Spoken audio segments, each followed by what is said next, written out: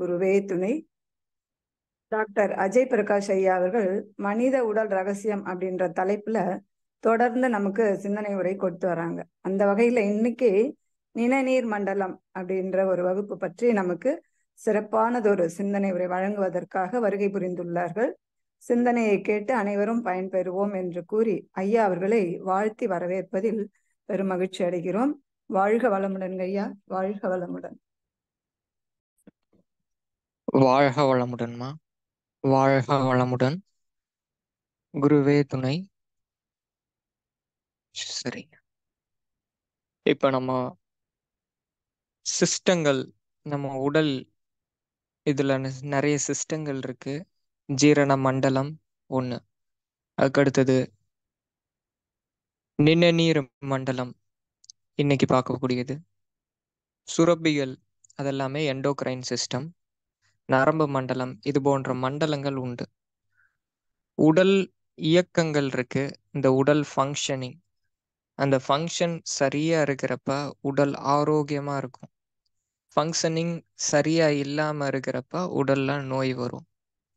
சரி, அப்ப இந்த ஃபங்க்ஷனிங்கை எப்படி நம்ம சரியா வச்சுக்கிறது அப்படின்னா, அந்த ஃபங்க்ஷனிங் சரியா வச்சுக்கிறதுக்கு ஒரு சில விதிமுறைகள் இருக்கு. அந்த விதிகள் எல்லாமே உடல் எப்படி வேலை செய்யுதுன்னு தெரியறப்ப அந்த விதிகள் நமக்கு தெரிஞ்சிரும். அந்த விதிகள் சரியா நம்ம கடைபிடிக்கிறப்ப உடலுடைய ஃபங்க்ஷன்கள் சரியா இருக்கும். எந்த நோயும் வராது, இருக்கிற நோய்கள் குணமாகும். இதுதான் நம்ம ரூல்ஸ் ஆஃப் ரைட் பிசியாலஜி அப்படின்ட்டு ஒவ்வொரு சிஸ்டத்துக்கு உரிய ரூல்ஸை நம்ம சொல்லிட்டு இருக்கோம். ஒவ்வொரு சிஸ்டம் எப்படி இயங்குது, அதோடைய கோர் கான்செப்ட் என்னன்றது நம்ம சொல்றோம். இருதய மண்டலம் முடிஞ்சது, ஜீரண மண்டலம் முடிஞ்சது, அதுக்கடுத்தது எண்டோக்ரைன் சிஸ்டம் அப்படின்ற நாளமில்லா சுரப்பிகள். இதை பத்தின முழு விஷயங்கள் நம்ம கொடுத்தோம். இப்ப இன்னைக்கு பார்க்கறது நம்முடைய நோய் எதிர்ப்பு மண்டலம், இம்யூன் சிஸ்டம். இதுதான் நிணநீர் மண்டலம், லிம்ஃபாட்டிக் சிஸ்டம். முழுக்க இதை பத்தி நம்ம பார்க்க போறோம். பார்க்கறதுக்கு முன்னாடி ஒரு நிமிடம் நம்ம உடல் தளர்வு பண்ணி மனதை அமைதிப்படுத்தி ரிலாக்ஸா நம்ம ஆரம்பிக்கலாம்.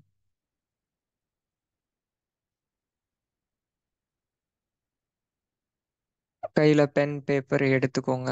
இப்ப சொல்லக்கூடியது எல்லாமே இயற்கையின் விதிகள். இதை ஃபாலோ பண்றப்ப இது எல்லாமே இன்ட்ரெஸ்டிங்கா இருக்கும். மேக்ஸ் மாதிரி நம்ம சுகாதாரம் ஔஷதம் அப்படின்ற பேர்ல life style diseases, diabetes, hypertension, high cholesterol, கர்ப்பப்பை, நீர்க்கட்டி, சதை கட்டி, இது மாதிரி பலவிதமான பிரச்சனைகளை வாழ்க்கை முழுக்க மருத்துவரி எடுக்கணும், சர்ஜரி தான் பண்ணும் அப்படின்றது எல்லாமே எளிமையா டயட்டு, லைஃப் ஸ்டைல் சேஞ்சஸ் மூலமா நம்ம சரி பண்றோம்.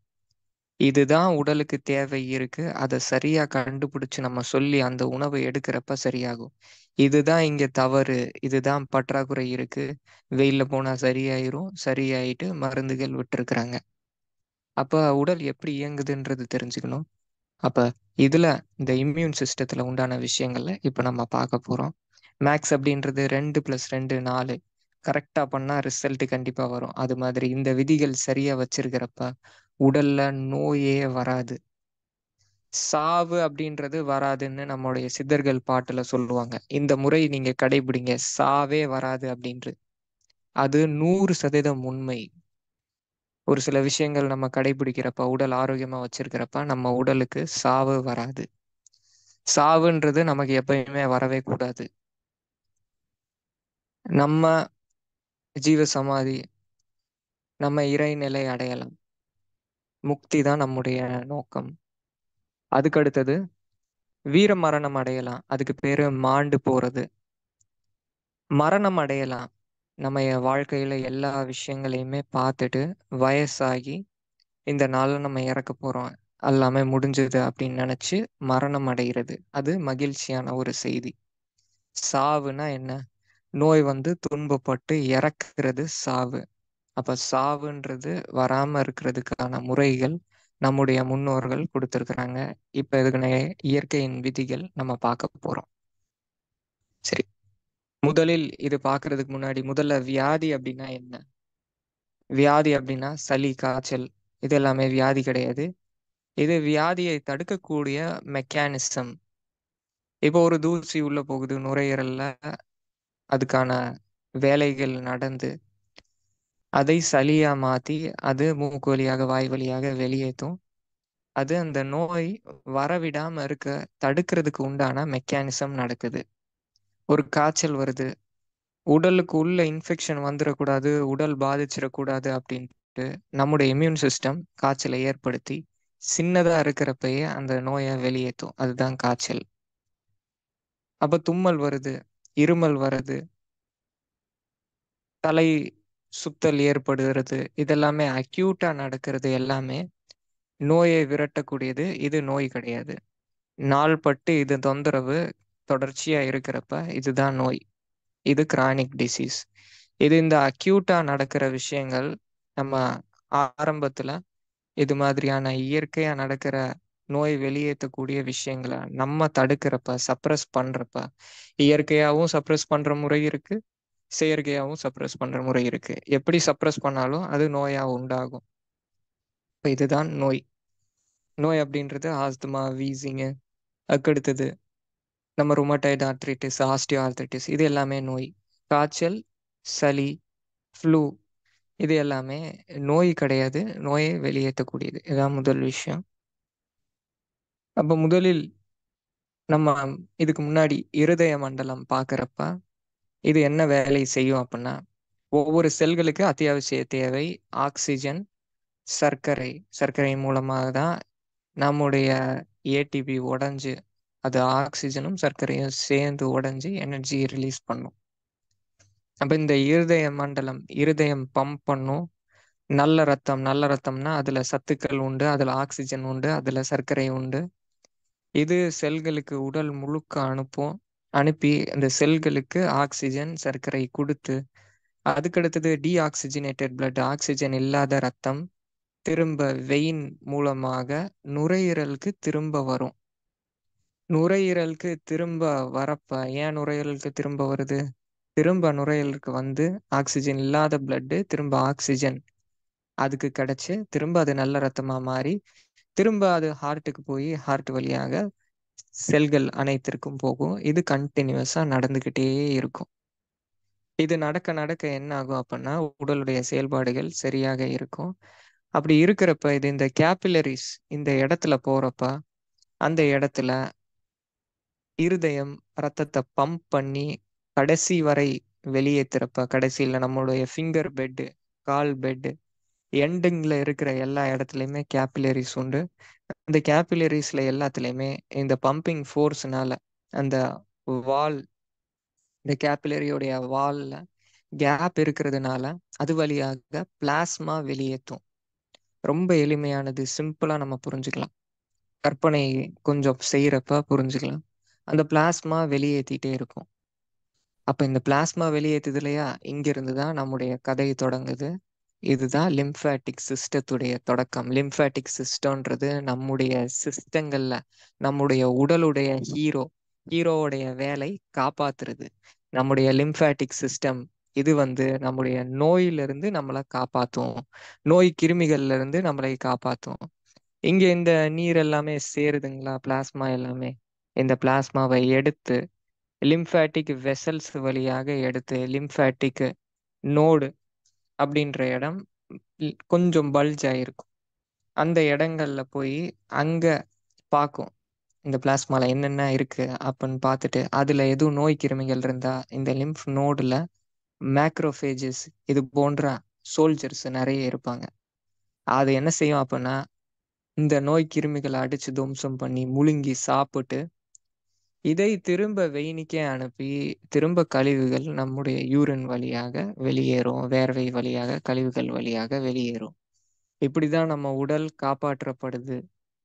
இப்ப இந்த கதை சொல்றப்பயே இந்த லிம்ஃபாட்டிக் சிஸ்டத்துடைய ஃபங்க்ஷன் என்னன்றது நமக்கு தெளிவா இருக்கும். லிம்ஃபாட்டிக் சிஸ்டத்துடைய ஃபங்க்ஷன் முதல்ல நம்முடைய நோய் கிருமிகள்ல இருந்து நம்மளை காப்பாத்துறது. ரெண்டாவது ஃப்ளூயிட் மெயின்டெனன்ஸ். இந்த லிம்ஃபாட்டிக் சிஸ்டம் சரியா வேலை செய்யலைன்னா என்ன ஆகும்? கேபிலரிஸ்ல நீர் தங்கிக்கிட்டே வரும். ஒரு சிலருக்கு காலில் வீக்கம் வந்துக்கிட்டே இருக்கும், கையில வீக்கம் வரும், முகம் எல்லாமே பார்த்தா வீங்கி இருக்கும், கண் எல்லாமே வீங்கி இருக்கும். அப்ப என்ன, லிம்ஃபாட்டிக் சிஸ்டம் கிளாக் ஆயிருக்குன்னு அர்த்தம், சரியா வேலை செய்யலன்னு அர்த்தம். இருட்டிலே இருப்பாங்க. இது மாதிரி முகம் எல்லாமே வீங்கி இருக்கும். தூங்கவே இல்லை, லிம்ஃபாட்டிக் சிஸ்டம் எப்படி சரியா வேலை செய்யும்? முகம் எல்லாம் கண்ணெல்லாம் கீழே வீங்கி இருக்கும். கழுத்துக்கு கீழே அங்கங்க வீங்கி இருக்கும். சின்ன குழந்தைங்களுக்கு எல்லாம் நடக்கும். ஏன் குழந்தைங்கள வெயில்லயே காட்டுறது இல்ல, விளையாடுறதே சொல்றது இல்ல. அப்ப இந்த லிம்ஃபாட்டிக் சிஸ்டம் கிளாக் ஆகும். அப்ப இந்த கதையில பாத்தீங்களா, இருதயத்துக்கு பம்ப் பண்ணக்கூடிய ஃபோர்ஸ் இருக்கு, டிரைவிங் ஃபோர்ஸ் இருக்கு. ஆனா அந்த லிம்ஃபாட்டிக் சிஸ்டத்துக்கு டிரைவிங் ஃபோர்ஸ்ன்றது எதுவுமே கிடையாது. இருதயத்துக்கு இந்த ரத்தத்துக்கு முதலாளி இருக்காரு. பம்ப் பண்ண பண்ண பண்ண அது ரொட்டேட் ஆகும். ஆனா லிம்ஃபுக்கு முதலாளி எதுவுமே கிடையாது. அவரு தன்னிச்சையா இயங்குறவரு. அப்ப அது மூவ் ஆகணும் அப்படின்னா அதுக்கு முதல் தேவை நம்முடைய மூமெண்ட். அப்ப இந்த நிணநீர் ஓட்டம் சரியா இருக்கிறப்ப தான் இம்யூன் சிஸ்டம் முழுக்க சீரா இயங்கும். அது இயங்குறதுக்கான ஒரே வழி லிம்ஃப் நகர்றதுக்கான ஒரே வழி. நகரல, ஸ்டாக்னன்ட் ஆயிடுச்சுன்னா லிம்ஃப் நோட்ல அங்கங்க வீக்கம் வரும். நோய் கிருமிகள் வெளியேற்றப்படாது. நோய் உள்ளேயே தான் இருக்கும். உடல்ல வலிகள் வரும். உடல்ல எந்த நோய் இருந்தாலும் அது பெரிதாகும். அதுக்கடுத்து கடைசியில அது முடிவுக்கு, உடலுடைய முடிவுக்கே கொண்டு வரும். மூமெண்ட் அப்படின்றது இயற்கையுடைய ரூல். எப்பயுமே நம்ம மூமெண்ட்லயே இருக்கணும். மூமெண்ட்ல இல்லைன்னா நோய். அப்ப லிம்ஃப் இந்த நிணநீரை மூமெண்ட்ல வச்சுக்கூடிய ஒரே வழி நம்ம உடல் அசைவு அப்படின்ட்டு நான் சொன்னேன் அப்படின்னா, உடல் அசைவு, உடல் பயிற்சி கண்டிப்பாக செய்யணும். ஒண்ணு. ஆனா இத மட்டுமே ஒரே வழி அப்படின்ட்டு நான் சொல்லல. கொஞ்ச நேரம் முன்னாடி அதை நான் சொன்னேன். அது சொல்ல வர்றதுக்காக சொன்னேன். தெளிவா கவனிச்சுக்கோங்க. அப்ப பெட் ரிடனா இருக்காங்க, படுத்த படுக்கையா இருக்காங்க. அவங்கள நம்ம என்ன செய்யறது? நான் எக்ஸ்ட்ரா டெக்னிக் சொல்றேன். அப்ப இந்த நிணநீர் மண்டலம் ஓடணும். படுத்த படுக்கையா இருக்காங்க. எக்ஸசைஸ்லாம் பண்றதுக்கு வழியே இல்ல. அப்ப அவங்களுக்கு என்ன செய்யலாம்? வெயில், இந்த சூரிய ஒளி உடலுக்கு பட்டா அப்ப நிணநீர் ஓட்டம் நடக்கும். நீங்க மூமெண்ட் பண்ணலனாலும் நடக்கும். வெயில்ல காட்டலாம். அதுக்கு அடுத்தது, அதுக்கும் வாய்ப்பு இல்லைன்னா அதுக்கு கண்டிப்பா வாய்ப்பு இருக்கும். அப்ப இந்த நிணநீர் ஓட்டத்தை இன்னும் பத்தல, இன்னும் வேகப்படுத்தணும் அப்படின்றப்ப மசாஜ் கொடுக்கலாம். அவங்களால அவங்களுடைய உடலை இயக்கி சதைகளை சுருக்கி விரிச்சு நடக்க வைக்க முடியல, லிம்ஃபை ஓட வைக்க முடியல அப்படின்றப்ப நம்ம மசாஜ் கொடுக்கலாம். அப்பயும் லிம்ஃபாட்டிக் சிஸ்டம் ஓடும். வாரம் ஒரு முறை, வாரம் இருமுறை எல்லாருமே முழு உடல் மசாஜ் எடுத்துக்கிறது ரொம்ப ரொம்ப நல்லது. இது முன்னாடி காலத்துல நம்ம பண்ணிட்டு இருந்தது தான். வாரம் இருமுறை நல்லெண்ணெய் உடல் முழுக்க தேய்ச்சி நல்ல நீவி விட்டு அப்புறமா நம்ம நம்ம வெந்நீர்ல குளிப்போம். லிம்ஃப் எல்லாமே நல்லா இயங்கும். லிம்ஃபாட்டிக் சிஸ்டம், உடல் ஆரோக்கியம் நல்லா இருக்கும். இதுவே களரி போயிட்டு மெய்யடக்கம் இதெல்லாம் பார்த்தீங்கன்னா அங்க வாரம் ஒரு முறை. இப்பயும் கேரளா போறீங்க, களரி போயிட்டு சொல்லி கொடுக்குற இடங்கள்ல எண்ணெய் போட்டு அங்க சீனியர்ஸ் எல்லாமே நீவுவாங்க. ஜூனியர் முதல்ல வரவங்கள. பெஹல்வானிஸ் நார்த் இந்தியால அந்த பழக்கம் இருக்கு. அதை செய்வாங்க. உடல் முழுக்க எண்ணெய் பூசி கொஞ்சம் நீவி விட்டு அதுக்கப்புறம் தான் உடல் பயிற்சி ஆரம்பிப்பாங்க. அப்ப இந்த பழக்கம் எல்லாமே இருந்தது.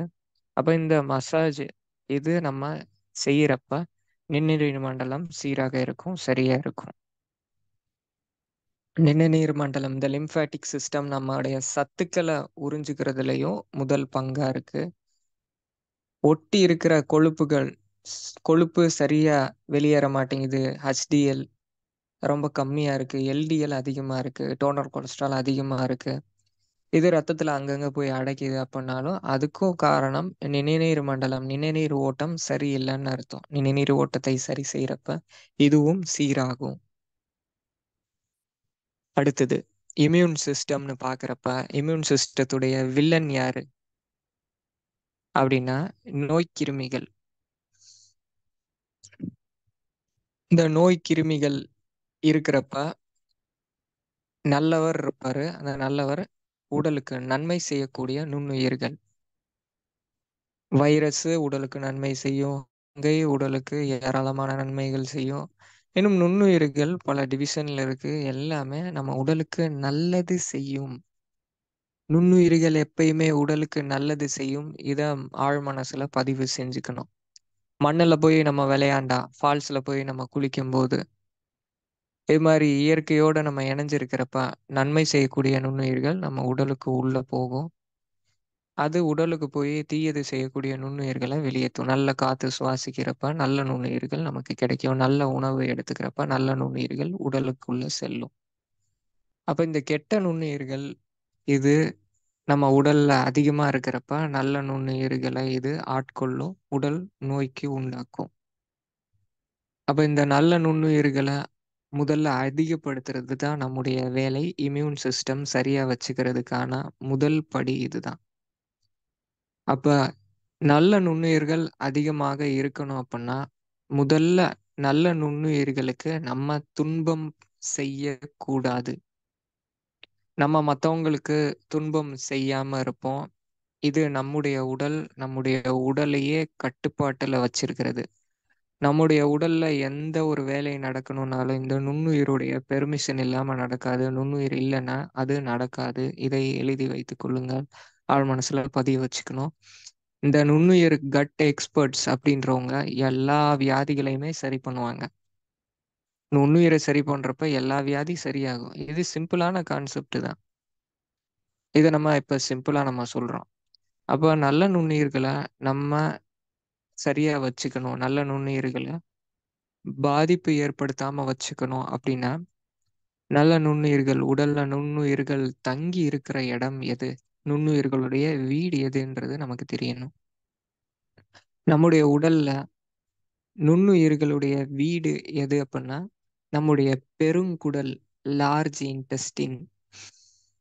இந்த லார்ஜ் இன்டெஸ்டைன் வீட சுத்தமா வச்சிருக்கிறப்ப, நல்லா வச்சிருக்கிறப்ப, உடல்ல நல்ல நுண்ணுயிர்கள் சந்தோஷமா இருக்கும், பெருகி இருக்கும். இம்யூன் சிஸ்டம் பார்த்தா பலமா இருக்கும். இந்த பெருங்குடல மலச்சிக்கலோட வச்சிருக்கிறப்ப, மலம் சரியா தினசரி கழியாம வச்சிருக்கிறப்ப, மலம் கழியும்போது பாருங்க, மலம் வந்து ஒட்டக்கூடாது. மலம் வந்து அதோடைய ஸ்ட்ரெயின விடக்கூடாது. ஸ்ட்ரெயின் விட்டுச்சு, வெளியவே அதோடைய ஸ்ட்ரெயின விடுதுன்னா, உள்ள அது பெருங்குடல்லயே ஒரு லேயர் மாரி ஃபார்ம் பண்ணும். ஒட்டி இருக்கும். இது ஃபெர்மெண்ட் ஆயி கேஸு, அதுக்கு அடுத்து அது அபான வாயு மேல ஏர்றப்ப ஜீரண மண்டலத்த பாதிச்சு, பல துன்பங்கள நம்ம உடலுக்கு கொண்டு வரும். அப்ப வாரம் ஒரு முறை எனிமா எடுத்துக்கிறது நல்லது. அதுக்கும் எடுத்துக்காம இருக்கிற மாரி உடல நம்ம கட்டுப்பாட்டுக்குள்ள வச்சிருக்கணும். இந்த எனிமா எடுக்கிறப்பயும் நல்ல நுண்ணுயிர்கள் வெளியேறும். அப்ப இந்த எனிமாவும் மலச்சிக்கல் இருக்கு அப்பன்னா தான் எடுத்துக்கணும். 6 மாதம் ஒரு முறை பேதி ஆக்கிக்கணும். பேதி ஆக்கிக்கிறதுக்கு யோகால சங்க பிரக்ஷாலனா அப்படின்ற முறை இருக்கு. வெறும் உப்பு, தண்ணி, எலுமிச்சம்பழம் இது 3யும் வச்சு நம்ம பேதி எடுக்க முடியும். வாயிலிருந்து மலக்குடல் வரைக்கும் அனைத்துமே சுத்தமாயிரும். ஓ வருடம் ஒரு முறை இந்த சங்க பிரக்ஷாலனா எடுத்துக்கலாம். இந்த 6 மாதம் ஒரு முறை லகு சங்க பிரக்ஷாலனா எடுத்துக்கலாம். இல்ல ஒரு சில மூலிகை மருந்துகள் மூலமாவும் எடுத்துக்கலாம். முருக்கன் விதை மாத்திரை மூலமாக, லேகியங்கள் மூலமா இதெல்லாமே பேதி எடுத்துக்கலாம். பேதி எடுக்காமலே உடல் ஆரோக்கியமா வச்சிருக்கிற மாரி, குடல சுத்தமா வச்சிருக்கிற மாரி நம்ம உடல வச்சிருக்கணும். மலச்சிக்கல் இல்லாம பாத்துக்கிறது நல்ல நுண்ணுயிர்களுக்கு நன்மை செய்யும். இது 1வது. அதுக்கடுத்தது 2வது, நல்ல நுண்ணுயிர்கள பட்டினி போடக்கூடாது. ஒவ்வொரு முறை நம்ம சாப்பிடும்போதும் நல்ல நுண்ணுயிரும் சேர்த்து சாப்பிடணும். அப்போதான் நம்முடைய நோய் எதிர்ப்பு திறன் சரியா இருக்கும். அப்ப நல்ல நுண்ணுயிர்கள நம்ம பட்டினி போடுறதுன்னா என்ன? இட்லி, தோசை, சாதம், இட்லி, தோசை, சாதம். இதையே மாத்தி, மாத்தி, மாத்தி சாப்பிட்டு refined food, baked food, tea, coffee இது மாரியான விஷயங்கள் போட்டா, பட்டினி கடந்து நல்ல நுண்ணுயிர்கள் சாகும். கொடுமை அது. அப்ப நல்ல நுண்ணுயிர்களுடைய உணவு எதுன்னா, ஃபைபர், நார் சத்து தான் நல்ல நுண்ணுயிர்களுடைய உணவு. காய்கறிகள் அதிகமாக எடுத்துக்கணும். சாதம் எவ்வளோ எடுத்துக்கிறோமோ, அதுக்கு இணையாக காய்கறிகள் எடுத்துக்கணும். பழங்கள், அதுக்கு அடுத்தது காய்கறிகளும் பச்சை காய்கறிகளா சாலடா எடுத்துக்கணும்.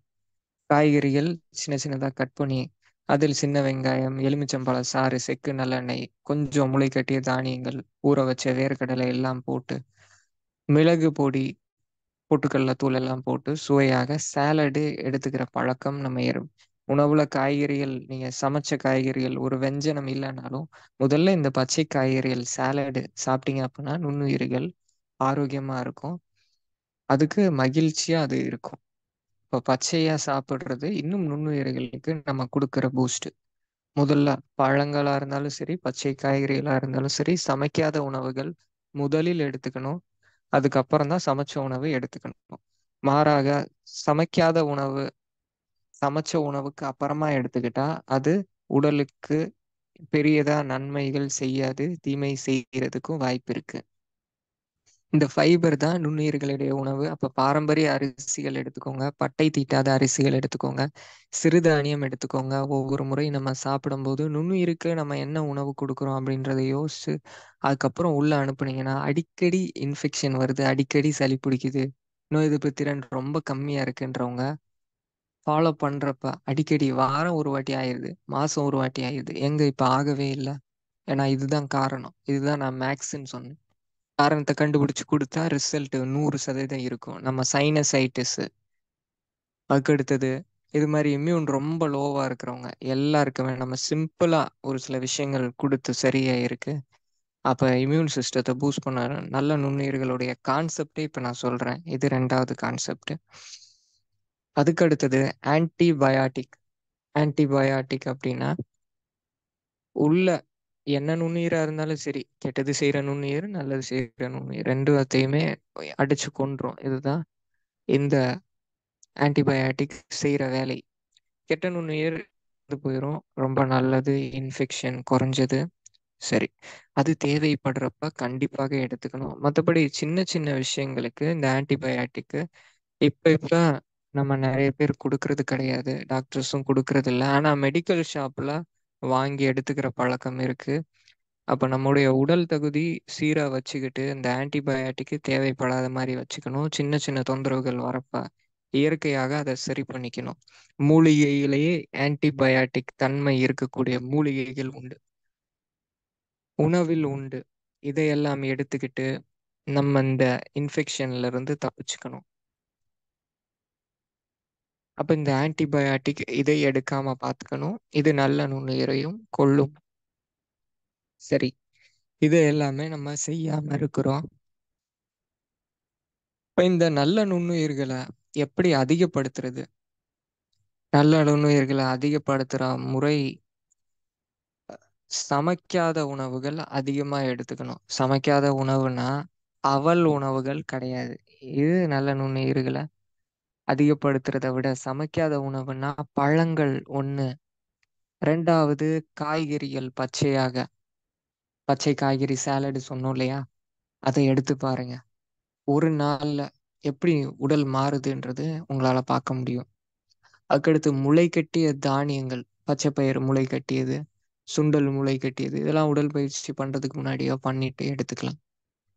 அதுக்கடுத்தது நட்ஸ், ஊற வச்ச வித்துக்கள், வேர்க்கடலை, பீனட்டு, கோகோனட்டு, இது இருக்கிறதுல பெஸ்ட் நட்டு, தேன்காய்.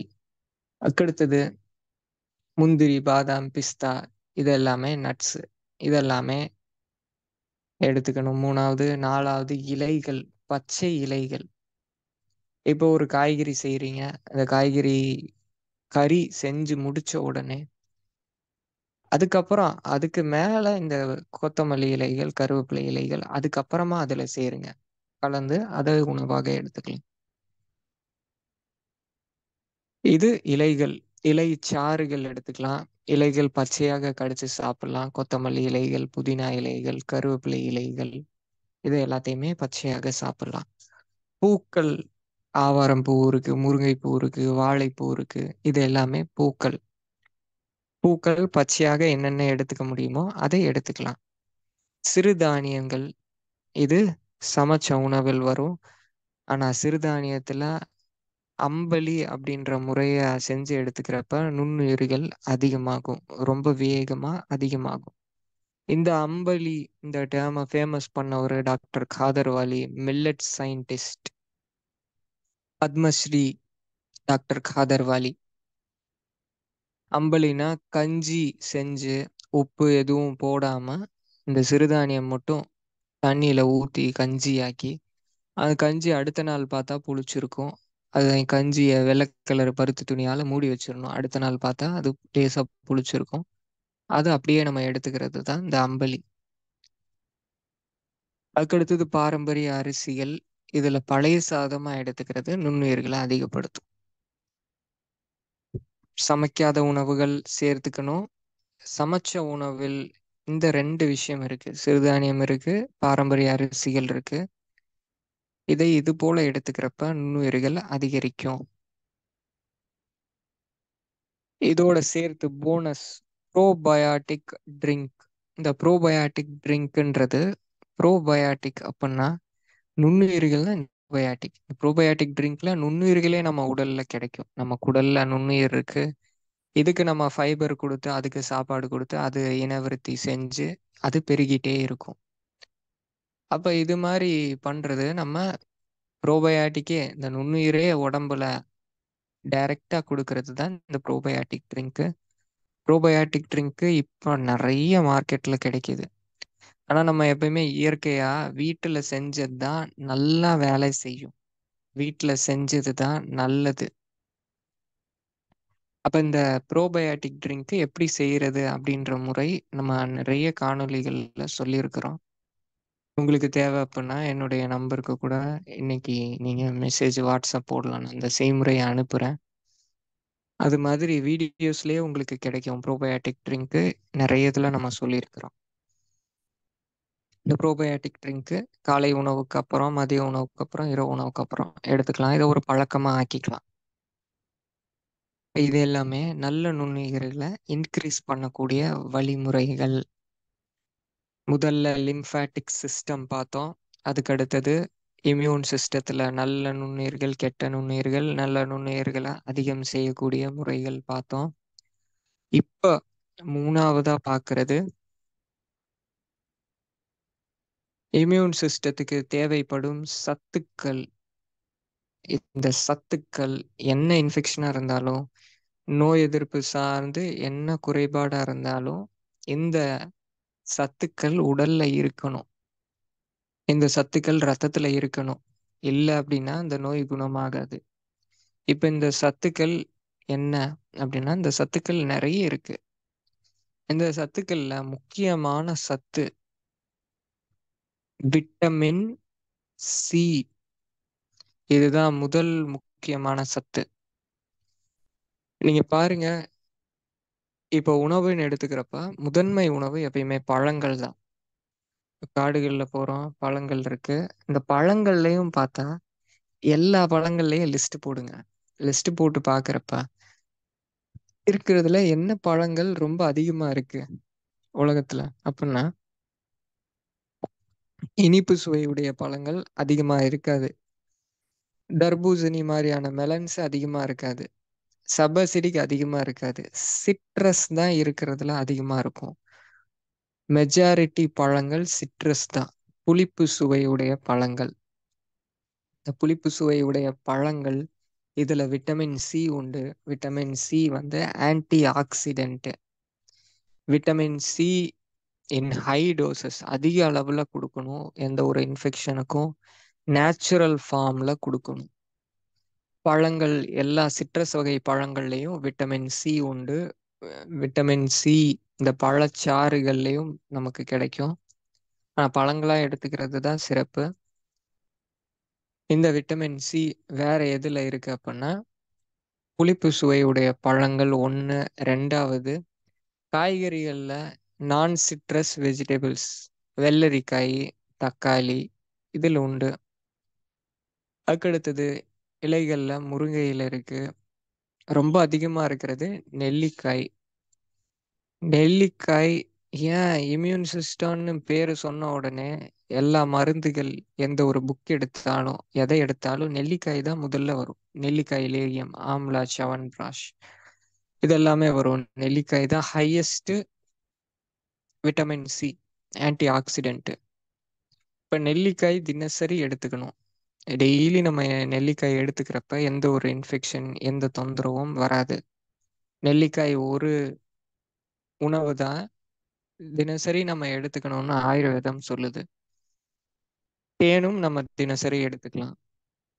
இது 2வது. ஹையஸ்ட் ஆன்டிபயாட்டிக் இல்ல எனக்கு ஒரு மருந்தா வேணும், எனக்கு ஒரு சப்ளிமெண்ட்டா வேணும் அப்படின்னா, பீ போலன் ரொம்ப பவர்ஃபுல்லான ஆன்டிபயாட்டிக். தேனீ பூச்சி.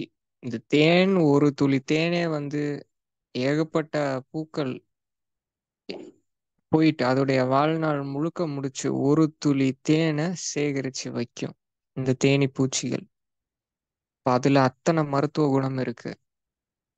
இந்த தேன்ல நிறைய வகைகள் இருக்கு. இதுல சிறுதேன், கொசு தேன் இது அதிக மருத்துவ குணம் உள்ள தேன். இந்த சிறுதேன், கொசு தேன் இதுக்கு பேரு. ஏன்னா சின்னதா இருக்கும், கடிக்காது அந்த தேன். நம்ம வீட்டிலேயே ரொம்ப சிம்பிளா வளர்த்திடலாம். கடிக்காதுன்றனால மாடியில வச்சுக்கலாம். இல்ல கொஞ்சம் இருட்டா இருக்கிற இடங்கள்ல எங்கனாலும் இந்த பெட்டிய வாங்கி வச்சா போதும். நம்ம கொஞ்சம் பராமரிச்சுக்கணும். பல்லி கில்லி ஏறாம பார்த்துக்கணும். அப்ப இருக்கிறப்ப அதுக்கடுத்து நீங்க ஒரு 3 மாசம் கழிச்சு எடுத்து பார்க்குறப்ப சிறுதேன் நமக்கு கிடைக்கும். ஒரிஜினல். மத்தபடி இப்ப என்னென்ன கிடைக்குதோ அது எல்லாமே எப்படி நம்புறதுன்னே தெரியல தேனுன்றப்ப. நம்மளா போய் எடுக்கிறது தான் ஒரிஜினல் தேன். அப்ப இந்த தேனீ பூச்சி மகரந்தத்தையும் சேகரிக்கும். இதான் பீ போலன். பீ போலன் கிரானியூல்ஸா சேகரிக்கும். இது ஆன்டிபயாட்டிக் தன்மை அதிகமா இருக்கக்கூடியது. இத டெய்லி எடுத்துக்கலாம். சாலட்ல போட்டு எடுத்துக்கலாம். நீங்க ஸ்மூதி எடுக்கிறதா இருந்தா இதையும் சேர்த்து எடுத்துக்கலாம். இல்ல தண்ணீல கலந்து எடுத்துக்கலாம். தேனோடைய குழச்சு எடுத்துக்கலாம். நோய் எதிர்ப்பு திறனை அதிக அளவுல அதிகப்படுத்தக்கூடியது. இது எல்லாமே போனஸ். நம்ம இயற்கையுடைய விதிகள் சரியா பின்பற்றப்பயே இந்த இம்யூன் சிஸ்டம் ஸ்ட்ராங்கா இருக்கும். இருந்தாலும் எக்ஸ்ட்ராவா சப்ஜெக்ட விட்டு வெளியே சொல்றப்ப இன்னும் இன்ட்ரெஸ்டிங்கா இருக்கும். அதுக்காக நம்ம சொல்றோம். அப்ப இது வந்து ஆன்டிபயாட்டிக் அள்ளி தரக்கூடியது இந்த பி போலன் இயற்கையாக. மற்றபடி என்னென்ன உணவுகள்ல இந்த விட்டமின் சி, என்னென்ன உணவுகள்ல விட்டமின் சி இது முருங்கை கீரையில இருக்கு. வாரம் தினசரி முருங்கைக்கீரை சேர்த்துக்கலாம். மினிமம் வாரம் 2 முறை சேர்த்திக்கணும். கீரைகள் தினசரி உணவுல சேர்க்கிறது தான் நம்முடைய தமிழர் பாரம்பரியம். அதுபோல எடுத்துக்கலாம். நம்முடைய லைஃப் ஸ்டைல் பார்த்தீங்க அப்படின்னா காலையில நீராகாரம், காலைல பழைய சாதம் இருக்கும். அது ப்ரோபயாட்டிக் நுண்ணுயிர்களை நமக்கு கொடுக்கும்.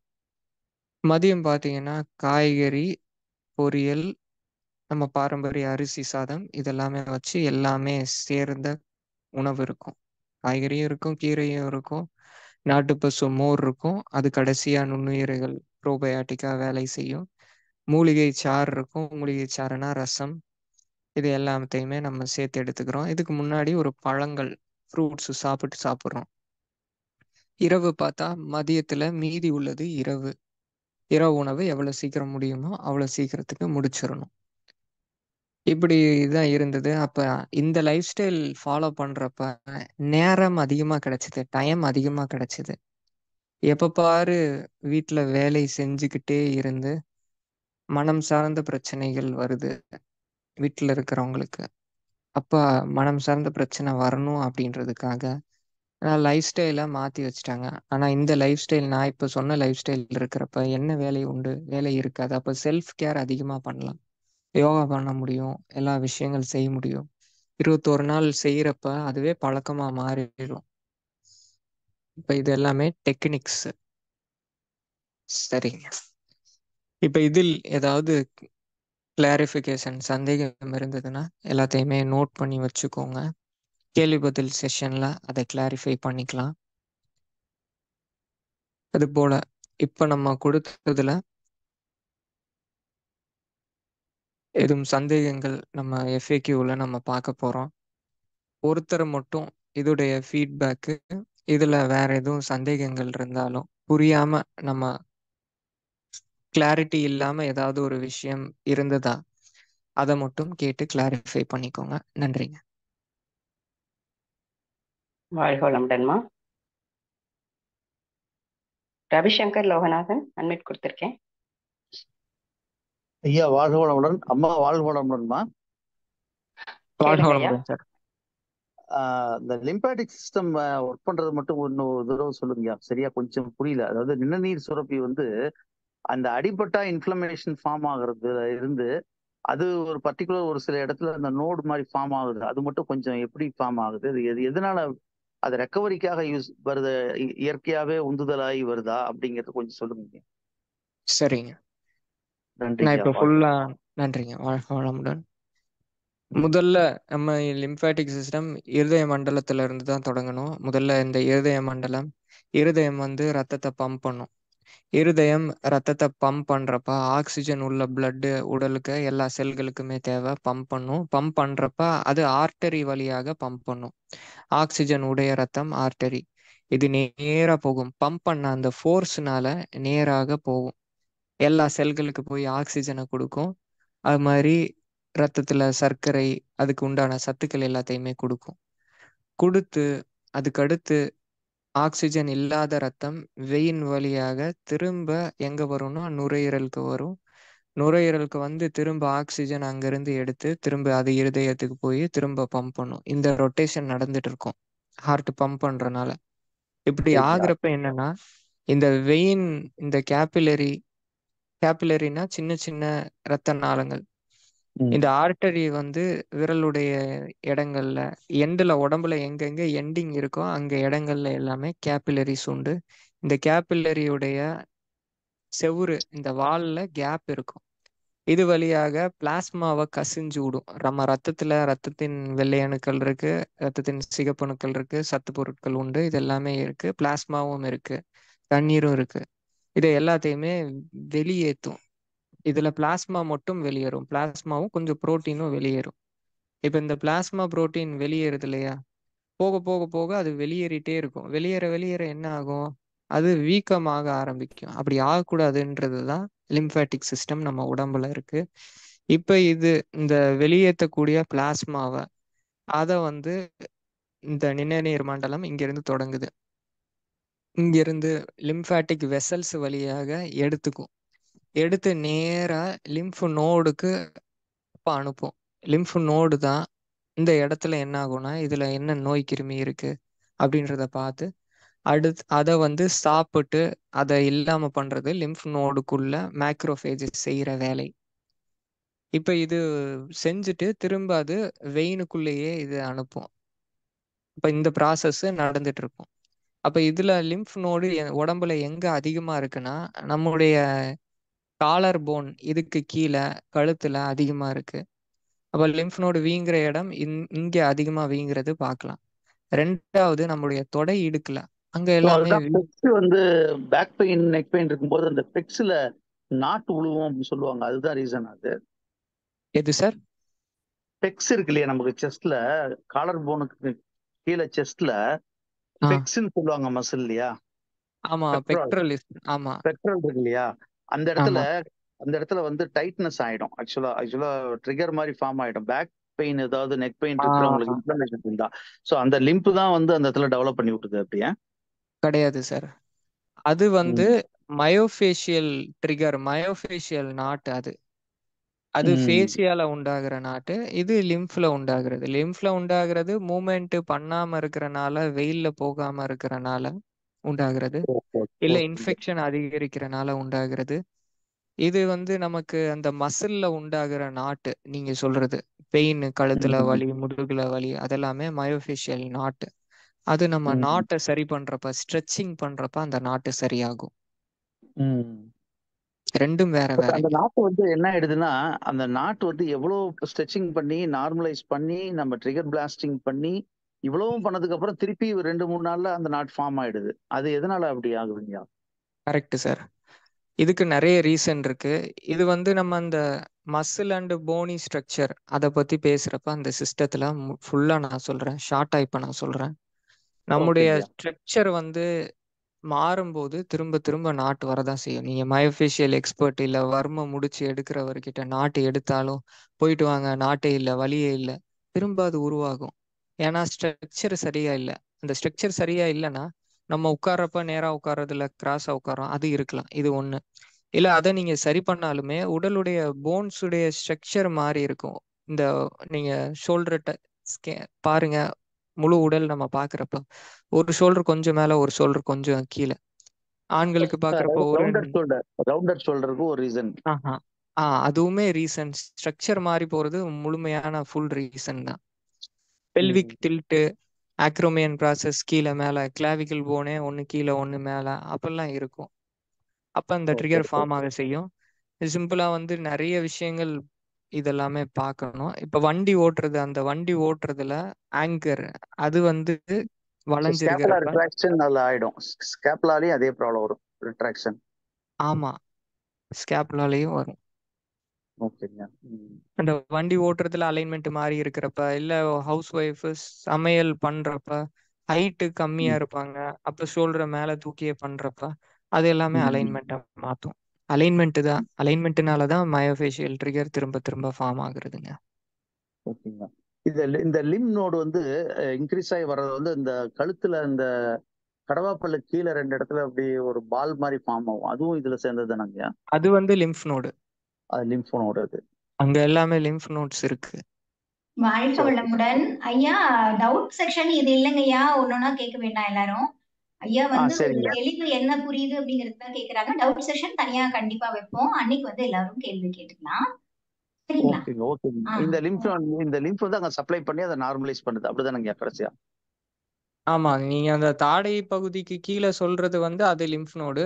அது இன்ஃபெக்ஷன் இருக்கும்போது வீங்கும், சரியாயிட்டா அது நார்மல் ஆயிரும், அந்த வீக்கம் எல்லாமே சரியாயிருங்க. சரிங்க, சரிங்க. ஓகே. ஐயாவோட நம்பரை வந்து சாட் பாக்ஸ்ல போட்டிருக்கோங்க ஐயா. யாராவது டவுட் இருந்தா ஐயாக்கு நேரா மெசேஜ் பண்ணுங்க, கால் பண்ண வேண்டாம். வாழ்க வளமுடன். நன்றிங்க. வாழ்க வளமுடன். நன்றிங்கம்மா. பெரிய நாயகம்மா.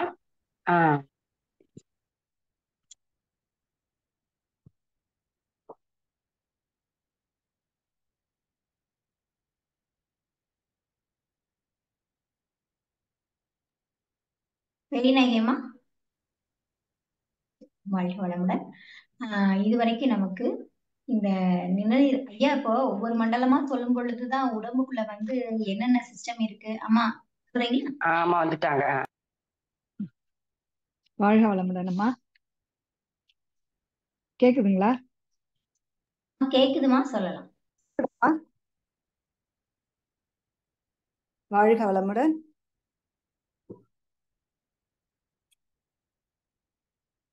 ஆமா, கேக்குதா? கேக்குதுமா, பேசுங்கம்மா. கேக்குது. ஓகே ஓகே, எனக்கு இப்பதான் கேக்குது. ஓகே ஓகேங்கம்மா. வாழ்க வளமுடன். இன்னைக்கு ஐயா வந்து நிணநீர் மண்டலம் பத்தி சொன்னாங்க. நிணநீர் மண்டலத்துல வந்து 2-3 பாயிண்ட் சொன்னாங்க ஐயா. அவங்க அந்த இதயம் வந்து எப்படி அது நம்மளுக்கு அந்த ஆக்சிஜனை எடுத்துட்டு உடல் முழுவதும் போயிட்டு தேவையானதெல்லாம் கொடுத்துட்டு மறுபடியும் நுரையீரலுக்கு வரும்போது அது கெட்ட ரத்தமா மாறி அது மறுபடியும் லங்ஸ்ல போயிட்டு அந்த நல்ல ஆக்சிஜன் எடுத்துக்கிட்டு ஃபுல்லா இப்படி ரொட்டேஷன் நடந்துட்டே இருக்கு அப்படின்னு சொன்னாங்க. அப்போ அதுக்கு வந்து அந்த அந்த நோட்ஸ் இல்லாம இருக்கிறதுக்கெல்லாம் நம்ம எந்த மாதிரி செயல்லாம் செய்யணும்? அப்போ உடற்பயிற்சி செய்யணும். அப்போ பெட்ல இருக்கிறவங்களுக்கு எந்த மாதிரி செய்யணும்? அவங்களுக்கு வந்து வெயில், மசாஜ் இந்த மாதிரி, அப்புறம் முன்ன எண்ணெய் தேய்ச்சி குளிச்சது அதெல்லாம் சொன்னாங்க ஐயா. அதுக்கப்புறம் நம்ம அந்த இம்யூன் சிஸ்டம் பத்தி சொன்னாங்க. இம்யூன் சிஸ்டத்துல நம்ம அந்த இம்யூன் சிஸ்டத்தை பாதுகாக்கணும். அப்போ அந்த நல்ல நுண்ணுயிர், கெட்ட நுண்ணுயிர் ரெண்டுமே இருக்கும். அப்போ இதை எப்படி நாம சரி பண்றதுன்னா, அப்போ அதிகப்படுத்தணும். அதை மண்ணில் விளையாடும் போது, அப்போ நம்ம முன்னெல்லாம் வந்து குளத்துல, ஏரியில, ஆறுல எல்லாம் குளிப்பாங்க இல்லையா, அந்த மாதிரி குளிக்கிறது, ஃபால்ஸ்ல குளிக்கிறது. இப்போ நல்ல காற்று, கிராமங்கள்ல நல்ல உணவு, அப்போ இதெல்லாம் வந்து நல்ல நுண்ணுயிர்கள் இருக்கும். அப்போ அந்த நல்ல நுண்ணுயிர்களை அதிகப்படுத்தணும் நாங்க. அதே போல அந்த பெருங்குடலை சுத்தமா வச்சுக்கணும். அப்போ குடலை சுத்தமா வச்சுக்கிறதுக்கான வழிமுறைகள், அப்புறம் அந்த ஆன்டிபயாட்டிக் அதை நம்ம எடுக்காம இருக்கணும். அப்ப இதை அதிகப்படுத்துவதற்கான நல்ல நுண்ணுயிர்களை அதிகப்படுத்துவதற்கான உணவு முறைகள் எல்லாம் சொன்னாங்க ஐயா. என்னெல்லாம் உணவு எடுக்கணும் அப்படின்னு சொன்னாங்க. அதுல முக்கியமா வந்து உடல்ல இருக்கக்கூடிய சத்தெல்லாம் எதுன்னா இப்போ அந்த விட்டமின் சி முக்கியமா இருக்கணும். இப்போ அது எந்தெந்த உணவுல இருக்கு, அது எப்படி எடுக்கணும் அப்படின்னு சொன்னாங்க. அப்புறம் கீரை வகைகள், இந்த மாதிரி உணவு எல்லாமே சொல்லியிருக்காங்க. இந்த வகையில ஐயா இன்னைக்கு மிக சிறப்பானது ஒரு வகுப்பு நமக்கு எடுத்து கொடுத்த ஐயா அவர்களே நாம் வாழ்த்துவோம். ஐயா அஜய் பிரகாஷ் ஐயா அவர்கள் வாழ்க வளமுடன். அஜய் பிரகாஷ் ஐயா, டாக்டர் அஜய் பிரகாஷ் ஐயா அவர்கள் வாழ்க வளமுடன். டாக்டர் அஜய் பிரகாஷ் ஐயா அவர்களும் அவர்களது அன்பு குடும்பமும் அருட்பேராற்றல் கருணையினால் உடல் நலம், நீலாயுள், நிறை செல்வம், உயர் புகழ், மெய் ஞானம் ஓங்கி வாழ்க வளமுடன், வாழ்க வளமுடன். மிக்க நன்றி. நன்றிங்க ஐயா. வாழ்க வளமுடன்.